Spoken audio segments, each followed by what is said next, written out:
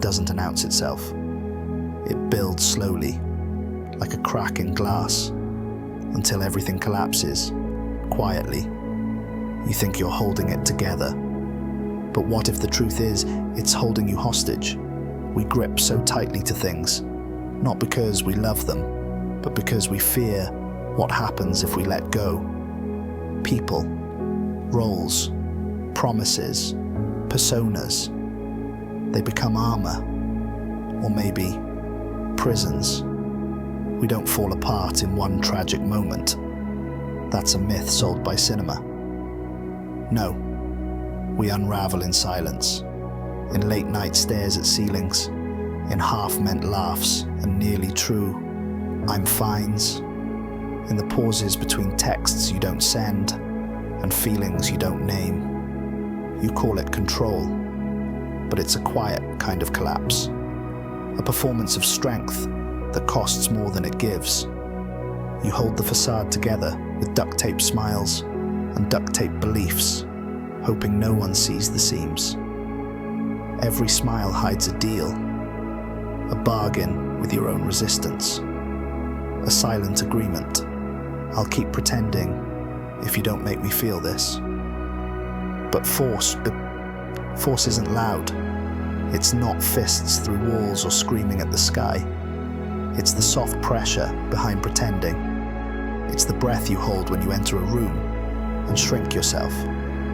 It's the choices you don't make because they might disappoint someone who stopped seeing you long ago. You tell yourself it's better this way. Safer, smarter, but safe is a story. And stories can become cages. What if you're not meant to carry all of this? What if the version of you that survives isn't the one that truly lives? We mistake holding on for strength, but maybe true strength is surrender. Maybe it's unclenching your grip, even when your hands still shake. Maybe it's letting the walls fall and trusting that you won't vanish in the dust. You're not crumbling, you're waking up. And it hurts, because awakening always does. But on the other side of that hurt is honesty, and breath, and space. Let yourself unravel, not because you're weak, but because what you're holding is no longer meant to be carried. And when the pieces fall, maybe for the first time you'll see the shape of who you really are. You wake up tired, but not the kind of tired that sleep can fix. It's deeper than fatigue. It's the exhaustion of constantly dragging your soul back into its shell, of stitching together fragments just convincing enough to pass as okay. Every morning becomes a silent ritual of reconstruction, not to grow, but to function, to seem whole, to seem fine, to survive another loop. You call it resilience, but on the wrong days, it feels more like self-erasure. There's a weight you carry that language can't quite hold. It lives in your spine, in your breath, in the blank spaces behind your eyes. You wear your name like armor, but armor is heavy when no one's at war, but you. Inside, the scaffolding shakes, held together by memory, by fear, by duty, not by belief. Not anymore. You say you're managing, but some truths don't want to be managed. They want to be witnessed, and silence isn't peace. It's pressurized stillness, a bomb with no countdown, just waiting. We perform stability like a sacred play. Smile, work, respond, keep the mask aligned. But your nervous system doesn't lie. It holds what your mouth won't say, the tightening in your chest, the breath you forgot to take, the tears that turned into tension. They applaud your strength. But strength without softness is starvation. They don't see the tremble beneath the discipline. They don't hear the groan of beauty stretched too far. You've been composed for so long, you've confused endurance with peace. But stillness is not always healing. Sometimes it's the sound of decay, wearing a velvet voice. Sometimes it's the collapse rehearsing itself, quietly. And maybe real peace isn't found in holding it together, but in letting it fall, just enough to finally be seen. Some things don't die with thunder. They dissolve, quietly, the moment you stop pretending they're real. Not everything you're holding is meant to last. Not every version of you was built to survive the truth. And the harder you grip what's false, the faster it rots in your hands. Even atoms obey entropy. Even stars exhaust their light. So what made you believe your soul was exempt? That your identity could defy decay just by holding still? You're not broken for falling apart. You're human for noticing, for feeling the strain, for realizing that the mask you wore so well was starting to fuse with your skin. Maybe collapse isn't failure. Maybe it's honesty, expressed through undoing. The first true thing your body has said in years. We talk about falling like it's weakness, but gravity is not an enemy. It's a law. And sometimes letting go isn't defeat. It's alignment. Surrendering to the truth of what no longer serves you. Because the scaffolding you built to survive might now be the same thing suffocating your growth. There is freedom in the fall. A strange, sacred relief in letting what's false crumble. But it asks something from you. Courage. The kind that doesn't scream, but simply stops resisting. You were never meant to stay intact forever. You were meant to evolve, to let go, to make space, and sometimes to collapse.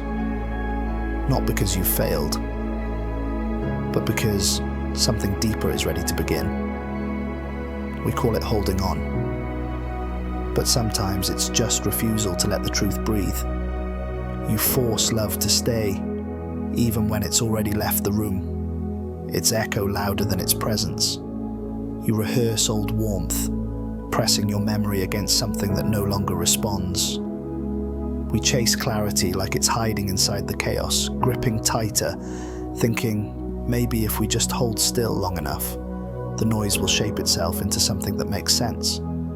But force creates friction, and friction, over time, wears everything down, even you. What once was effort becomes anxiety. What began as discipline calcifies into obsession. You think you're fighting for stability, but some battles only exist because you keep swinging, you keep moving, keep grinding, because you know, the moment you pause, everything you've buried will rise to the surface. And that stillness is where the real confrontation lives. So you keep pushing, not forward, but away. Away from feeling, away from remembering, away from the shiver of being fully awake.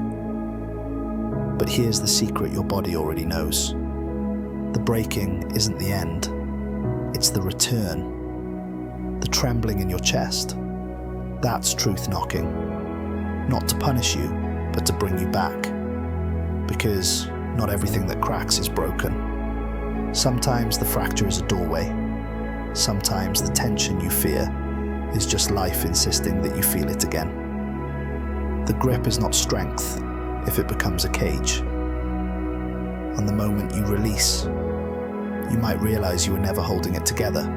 It was always holding you. Let go. Not because it's easy, but because it's necessary. Because at some point, the weight you carry stops being a shield and becomes a reason you can't move forward. At some point, endurance turns into exile, and silence becomes a prison dressed like peace. But here's what Entropy taught you.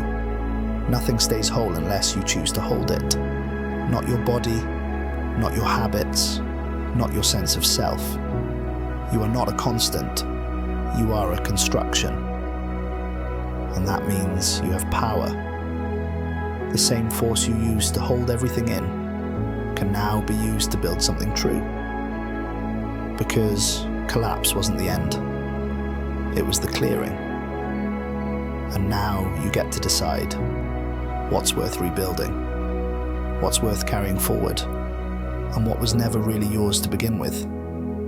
You don't need to come back as who you were. You're allowed to return as something quieter, wiser, cleaner, not fixed, not perfect, but present. Show up, not because you're unbreakable, but because you're willing. Apply pressure, not as punishment, but as care, as commitment, as proof that you remember who you are and who you refuse to become. This isn't about pushing harder. It's about pushing with purpose. You are the force now. The tension that holds your structure. The reason the drift slows. And in a universe that forgets everything, you remembering yourself might just be the most powerful act of all.